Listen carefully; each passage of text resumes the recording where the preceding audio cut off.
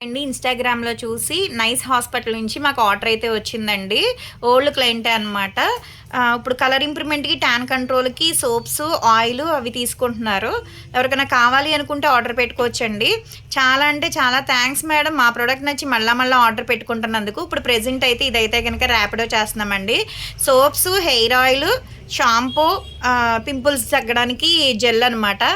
Use చేసే విధానం ఎలా అంటే ఈ సోప్స్ వచ్చేసి డైలీ ఉదయం పూట, రాత్రి పూట ఫేస్‌కి, బాడీకి గూడా యూజ్ చేయొచ్చండి. జెంట్స్, లేడీస్ పిల్లలు ఎవ్వరైనా యూజ్ చేయొచ్చు. కలర్ ఇంప్రూవ్‌మెంట్‌కి మంగుమచ్చలున్నా తగ్గుతాయి.